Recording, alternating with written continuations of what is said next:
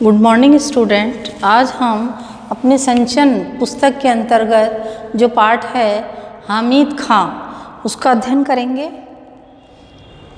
इसके जो लेखक हैं वो एस.के. पोर्टेकार्ट। तक्षशिला जो पाकिस्तान में है, आगजनी समाचार पत्र की ये खबर पढ़ते ही मुझे हामिद खां याद आया। अब ये कौन बात बता रहा है? लेखक बता रहे हैं। एस.के. पोर्टेकार्ट के द्वारा जो ये लिखा गया है पाठ हामिद का, तो किस प्रकार से उनकी मुलाकात हामिद खां की मुलाकात इनसे हुई थी, तो उसके बारे में लेखक ने यहाँ पर बताया है कि तक्षशिला यानी जो पाकिस्तान में है, जब वहाँ पर लेखक ने आगजनी यानी दंगे फसाद, लड़ाई झगड़े और आगजनी की खबर समाचार पत्र में पढ़ी तो उन्हें हामिद खां की याद आ गई। मैंने भगवान से विनती की, हे भगवान, मेरे हामिद खां की दुकान को इस आगजनी से बचा लेना। अब ऐसा क्या कारण था कि लेखक जो थे उस मुस्लिम व्यक्ति हामिद खां के प्रति इतना आत्मीय भाव रख रहे थे? अभी 2 साल ही बीते हैं जब मैं तक्षशिला के पौराणिक खंडर देखने गया था। अब मैं यहाँ पर आया है लेखक के लिए कि लेखक जब तक्षशिला गए थे वहाँ के पुराने खंडर देखने और घूमने, तो एक और कड़कड़ाती धूप थी, दूसरी ओर भूख और प्यास के मारे बुरा हाल था।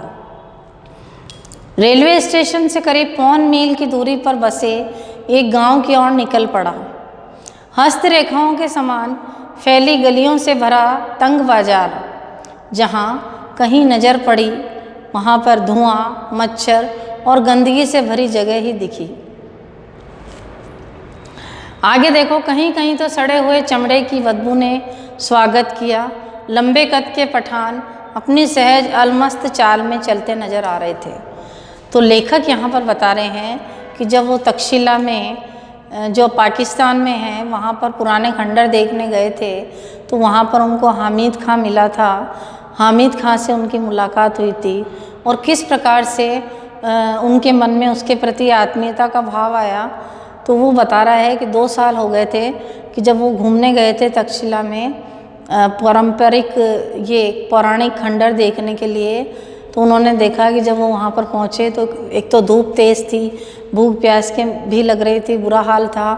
और वो एक गांव की ओर निकले, वहाँ पर उन्होंने देखा कि सब जगह तंग गलियाँ हैं, छोटी छोटी गलियाँ हैं और वहाँ पर हर जगह धुआं, मच्छर, गंदगी है और सड़े हुए चमड़े की बदबू वहाँ पर थी। और उन्होंने देखा, लेखक ने, कि जो लंबे कद के पठान थे वो अपनी सहज अलमस्त चाल चलते हुए इधर उधर घूम रहे थे। तो आगे देखिए इस पाठ में।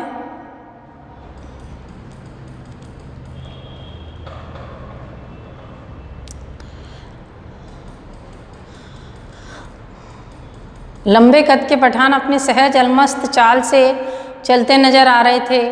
चारों तरफ चक्कर लगा लिया पर अभी तक कोई होटल नजर नहीं आई। लेखक को बड़ी भूख लग रही थी, धूप भी तेज थी, प्यास भी लग रही थी। तो उन्होंने देखा तो उनको कहीं पर भी कोई होटल नजर नहीं आया।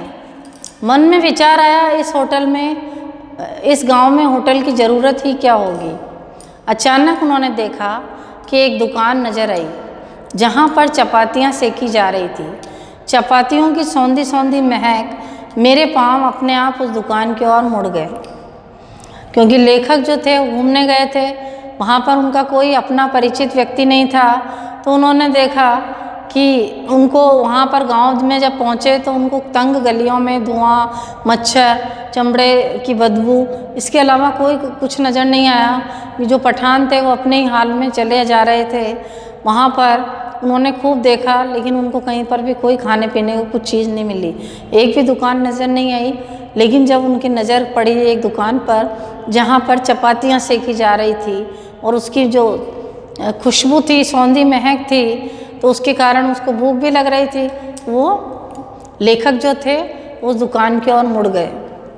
अपने अनुभवों से मैंने जान लिया था कि परदेश में मुस्कुराहट ही रक्षक और सहायक होती है, कि यहाँ पर मुझे कोई भी जान पहचान वाला नहीं है, तो मुस्कुराने का और हंसकर ही काम हो जाए मेरा तो वो बढ़िया है। तो मुस्कुराते हुए वो दुकान के अंदर घुस गए।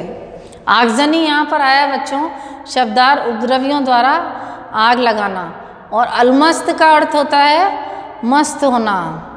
आगे देखो,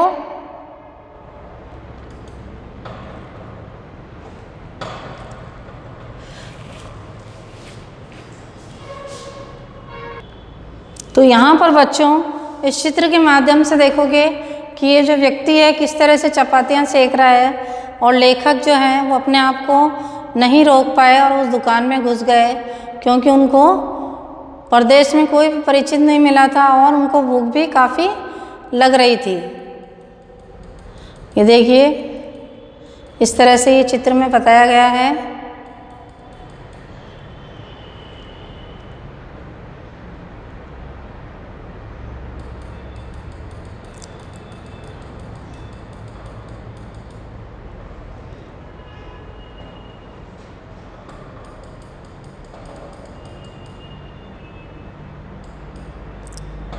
तो किस प्रकार से उन्होंने अपना परिचय दिया।